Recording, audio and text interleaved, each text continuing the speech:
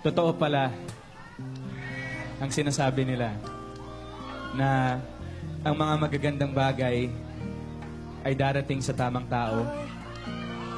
Sa tamang pagkakataon, walang labis, walang kulang, at makakamtan sa tamang panahon. Tama sila. Tinamaan na yata ako. Di ko akalain na sa unang pagpansin, na sa unang mong pagtingin, ako ay mauhumaling. Kilig. Kilig nga lang ba? Pero bakit iba ang nadarama? Nang dibdib kong may pagtataka. Naiiba ka at maaaring di lahat ay nasa iyo. Pero sinisiguro ko na sa iyo lang ang pusong ito. Nagulat kami! Paulit-ulit nila akong tinatanong, siya ba talaga? Totohanan na ba?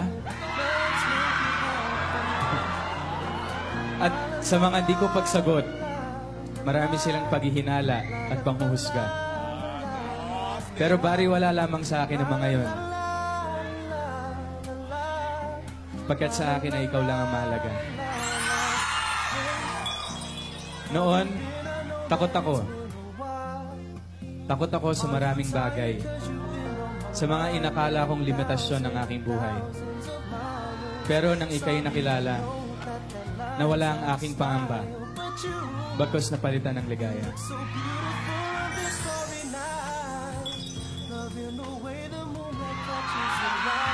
Ala, naiiyak! Ala! Saksi ang Diyos sa marami kong pagsubok.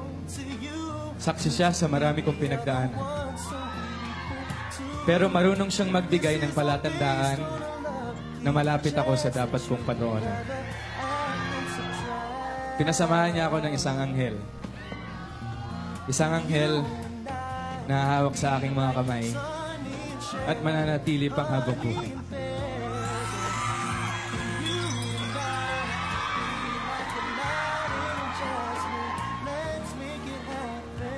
Kaya salamat.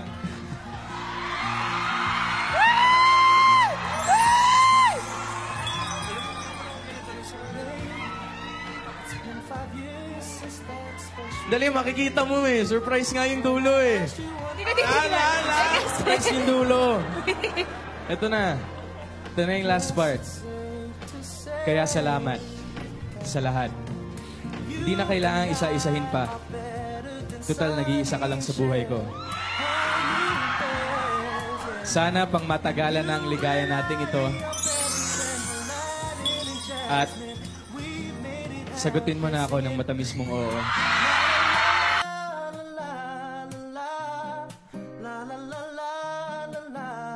Sino ka nga ba?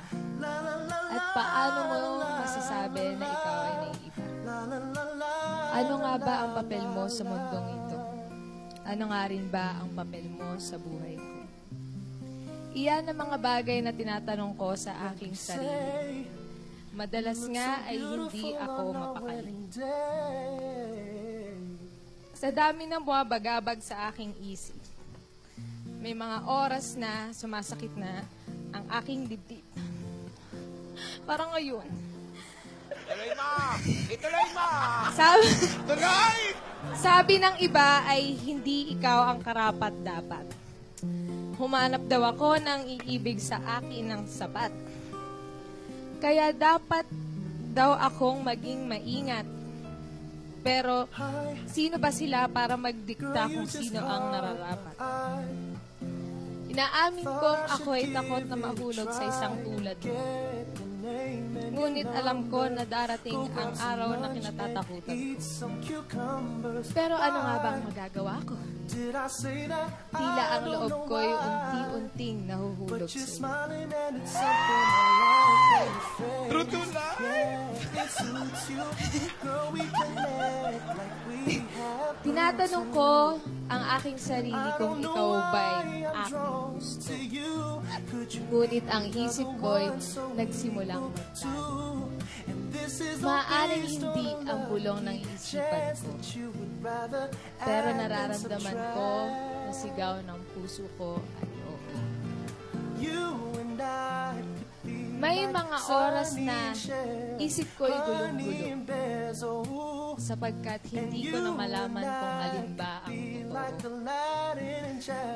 Hindi ko kailanman pinlano na magkagusto sa iyo. Hindi ko din alam kung tama bang sundin ang puso ko. Alam mo ba na mahirap kang basahin?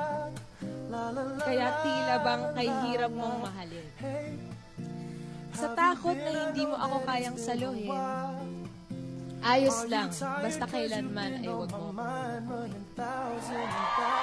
Hinanais kong malaman ang tunay na laman ng puso mo. At magbaka sakali kung pangalan ko ba ang sinisigaw. Nais kong malaman ang tunay kong halaga sa iyo. Pero ako ay natatakot na malaman. Tila sa puso ko'y ikaw lang ang tanging makikita. Dapat na bang aminin aking tama bang sabihin sa iyo, tamang panahon na lang ang hinihintay ng puso ko.